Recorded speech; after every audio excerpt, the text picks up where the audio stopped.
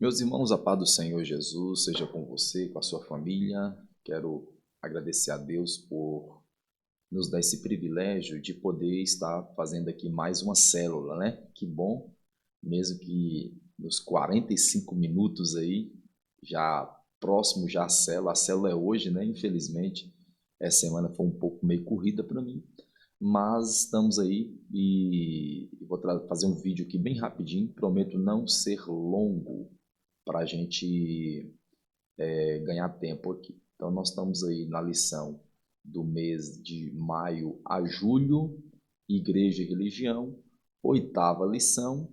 Nós vamos com compromisso com uma fé vigorante, que é o nosso tema de hoje, tá bom? A data de hoje, introdução. Entendemos que o compromisso é provavelmente o comportamento mais importante para o verdadeiro cristão. No entanto, o compromisso, infelizmente, não é uma palavra popular nos dias de hoje. Logo que iniciamos esse papo que devemos ser compromissados com a obra do Senhor, já causa calafrios em muitas pessoas.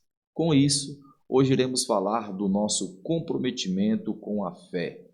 Hoje vamos falar mais especificamente como a nossa fé tem poder e como ela deve ser vigorante, assim como os vários personagens da Bíblia nos apresentam.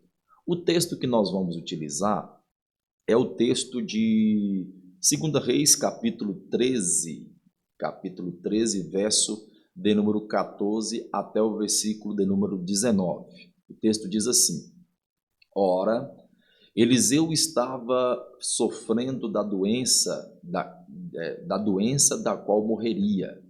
Então Jeoás, rei de Israel, foi visitá-lo e, curvando sobre ele, chorou, gritando: meu pai, tu és como os carros e os cavaleiros de Israel.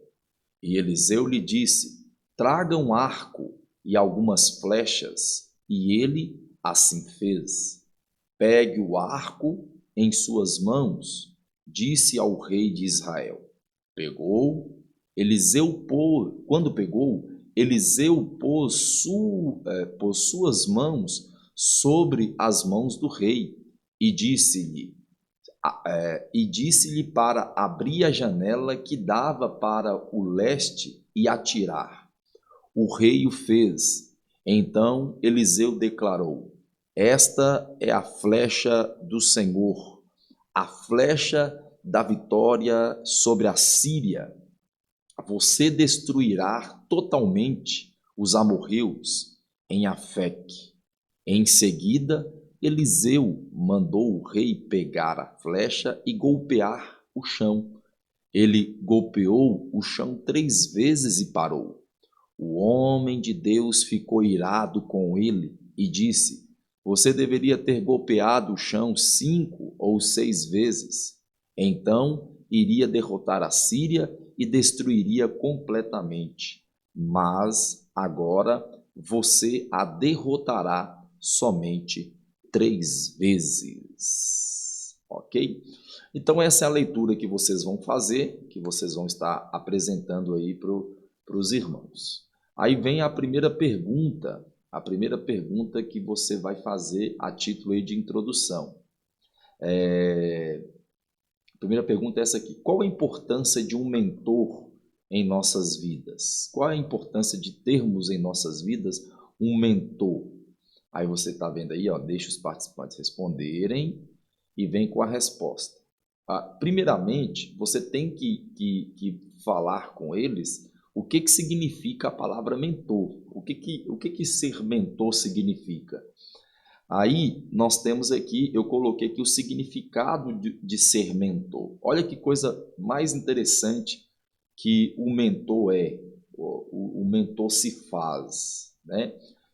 Aqui, ó, tá escrito assim: é aquele que dá suporte e encorajamento para que a outra pessoa gerencie seu próprio aprendizado, maximize seu potencial, que você se desenvolva, ou que você desenvolver, né? Para você se desenvolver aprimore sua performance e se torne a melhor pessoa que ela possa vir a ser.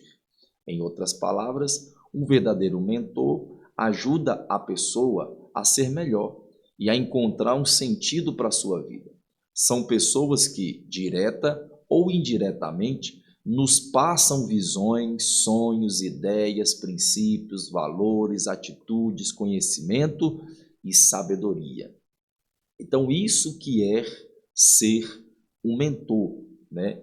Quando você fala assim, eu tenho um mentor. Então, esse mentor que você tem, que você possui, ele tem que possuir essas características aí que nós acabamos de mostrar, né? Ele tem que te inspirar, ele tem que te conduzir, te ensinar alguma coisa que vai fazer que a sua performance melhore, né? Complete, aprimore, tá certo? Então, o mentor é aquele que conduz você para um melhoramento, um aprimoramento aí na sua vida. Ok? Porque lembra que essa primeira pergunta é a título de introdução, porque nós vamos apresentar o profeta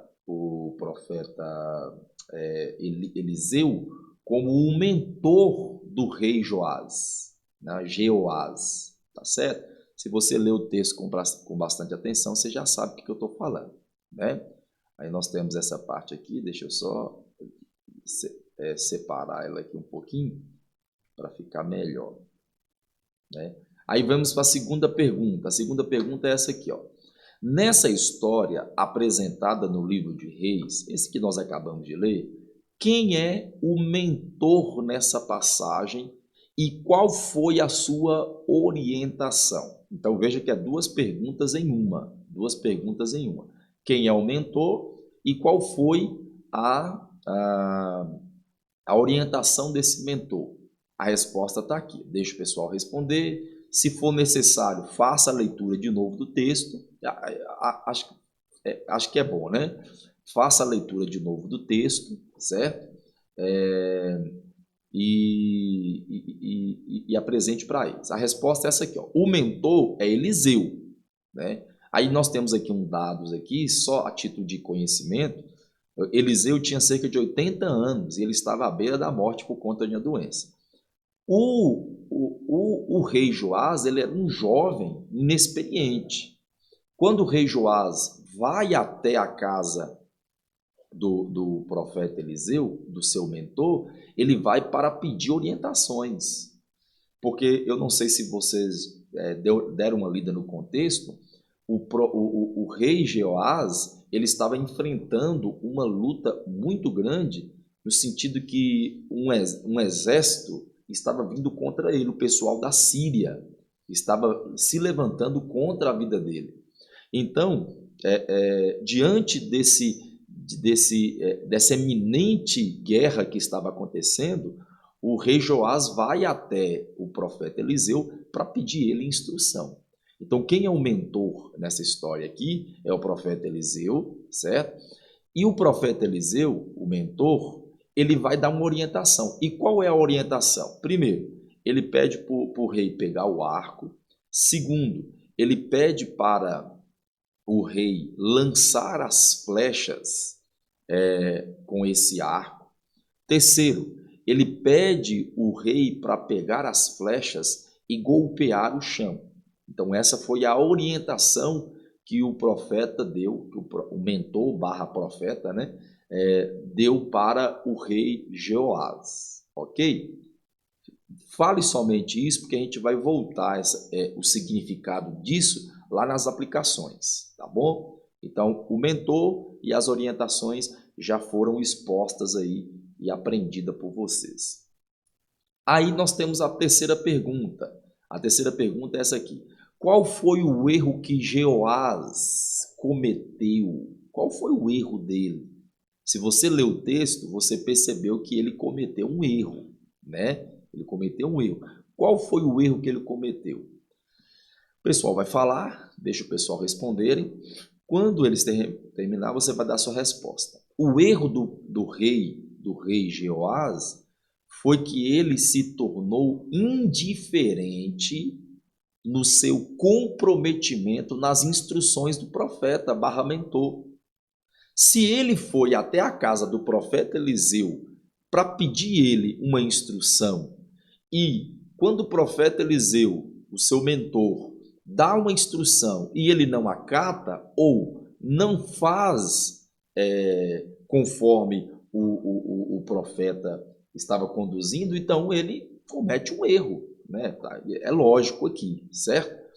Só que quando ele comete esse erro, essa falta de comprometimento com as instruções do profeta, isso estava mostrando para nós, o texto mostra para nós que a fé do rei Jeoás era uma fé vagarosa, era uma fé sem ímpeto, uma fé sem força, uma fé que não havia fogo, não havia poder, era uma fé fraca, né?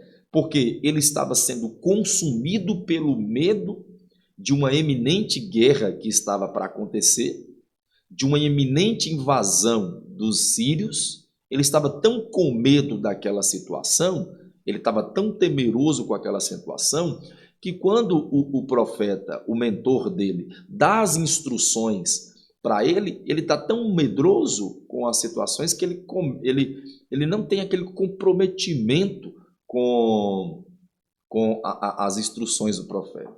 Então revela para nós o quanto que a sua fé era pequenininha, o quanto que a sua fé era fraquinha, quanto o seu olhar estava voltado mais para as circunstâncias do que para Deus. Então esse foi o erro do rei, o rei Jeoás. Quarta pergunta: qual foi a consequência desse erro, do rei Joás? Qual foi a consequência?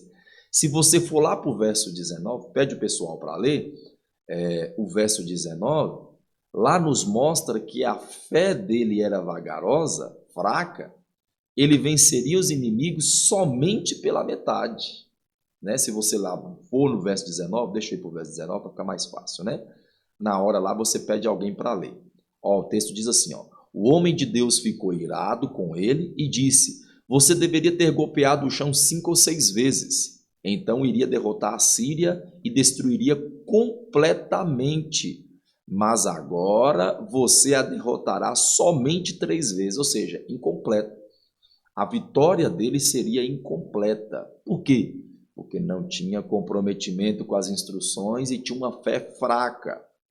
Ter fé fraca e falta de comprometimento com as orientações faz a gente vencer só pela metade, faz a gente não conquistar os nossos objetivos, faz que a gente não conquiste os nossos sonhos, tá certo? Então, infelizmente, o rei Joás, ele acabou tendo uma vitória parcial, tudo por conta da falta de comprometimento e falta de fé. A gente tem que ter uma fé vigorante, a gente tem que ter uma fé atuante, uma fé forte, né? O texto nos revela isto aí. Sem contar dos milhares de outros versículos que nos chama a atenção a sermos assim ou estarmos assim, ok? Dito isso, vou agora para as aplicações. A primeira aplicação que eu quero mostrar para vocês é essa aqui, ó. A primeira aplicação. São, se eu não me engano, 4 aplicações. Deixa eu ver. Isso mesmo, 4 aplicações. Bem rapidinho. Primeira aplicação. Saia do comodismo e da ociosidade. O texto vai dizer que o rei foi até o encontro do profeta. Então ele saiu do comodismo, né? E quando chegou lá na casa do profeta, na casa do seu mentor, ele teve que pegar o arco, a flecha e lançar pela janela. Isso revela para nós que ele saiu do comodismo e saiu da ociosidade, da preguiça. Ele saiu do estacionamento, ele estava estagnado. Então ele se comprometeu, ele teve ação, ele agiu, certo? Então, isso nos mostra que devemos tomar atitude. Não devemos esperar cair do céu as coisas. Nós temos que procurar orientação, nós temos que trabalhar, nós temos que esforçar, nós temos que movimentar. Eu estava lendo aqui um estudo relacionado a isso. Teve um pastor lá de São Paulo que ele falou o seguinte, que antes do profeta lançar as flechas pela janela, ele tinha que primeiramente abrir a janela, né? Olha, ele tinha que movimentar, ele tinha que trabalhar, ele tinha que ter algum tipo de esforço. Nós também temos que fazer isso, temos que criar oportunidades, nós temos que sair do estado que nós estamos. Porque um erro muito grande nosso é fazer as mesmas coisas pensando em obter resultados diferentes. Não. Se você quer ter resultados diferentes, sucesso na sua vida, primeiro você tem que se esforçar, abrir a janela, pegar o arco, lançar as flechas pela janela, golpear o chão. O que significa isso, pastor? Significa esforço, significa trabalho duro, né? Levantar cedo, trabalhar, estudar, se dedicar, orar, buscar ao Senhor, né? É isso aí que o texto está nos revelando. Segunda aplicação que a gente pode extrair desse texto aqui: siga as orientações dadas por Deus. A gente tem que entender que o profeta Eliseu ali era, no Antigo Testamento, a própria voz de Deus, certo? Então o rei Joás foi lá para ouvir as instruções, para ouvir o que Deus ia falar através do profeta. E olha o que eu coloquei aqui, ó. Não existe lugar melhor para se estar do que a vontade de Deus. Ser guiado por suas orientações, ouvir um bom conselho de um homem ou de uma mulher de Deus. Nós temos que ter isso em mente. A gente tem que ter a palavra de Deus como paradigma, como aquele que nos mostra a direção, aquele que é uma bússola. A Bíblia é a bússola do cristão, é o manual de sobrevivência do cristão. Então nós temos que ter a Bíblia em nossas mãos e ser orientado por ele. Ser orientado por um mentor de Deus, um homem, uma mulher que esteja de fato, que seja conhecedor da palavra do Senhor, que seja conhecedor das Escrituras. Isso é, sem sombra de dúvida, algo que nós devemos buscar. Essas orientações, ouvir a orientação de Deus através de outras pessoas, ouvir a orientação de Deus através das Escrituras. Terceira aplicação: seja intensivo ao lutar por seus sonhos. Tenha coragem, tenha força, tenha ímpeto, não desista com facilidade, continue insistindo, não se dê por convencido. Vamos avançar. O que eu estou querendo dizer? Que a gente não pode ficar parado. E quando você estiver diante de sonhos, de objetivos, lute, não pare, não desista. Porque veja que existe uma diferença daqui, ó. A aplicação 3 é diferente da aplicação 1. A aplicação 1 está falando que a gente tem que trabalhar, que a gente tem que se movimentar. Só que qual o problema aqui? O problema é que o pessoal começa a trabalhar, começa a se movimentar, começa a se esforçar e depois desanima. A diferença do 3, da aplicação 3, está aqui, ó. É não desanimar, é ter coragem, é prosseguir, é ter um longânimo. A Bíblia diz isso, que a gente tem que ser longânimo, né? Ter um ânimo longo, né? A gente tem que insistir. Lembra daquela história daquela mulher? Você pode até procurar aí na Bíblia e falar com mais propriedade com os irmãos, daquela mulher, aquela viúva, que ia até o juiz Iníquio, né? Não lembro se ela era viúva, mas ela ia até o juiz Iníquio e ela foi insistindo, até obter a vitória dela. Assim também devemos ser nós. Devemos insistir na oração, insistir nos nossos esforços, no nosso trabalho, no nosso estudo, nos nossos sonhos, nossos objetivos. Temos que insistir. E para finalizar, eu quero que você leia o verso 17. Deixa eu subir aqui para o verso 17 para eu ler com vocês. Verso 17 diz assim: e disse para abrir a janela que dava para o leste e atirar. E o rei fez. Então Eliseu declarou: esta é a flecha da vitória do Senhor. O que o profeta falou?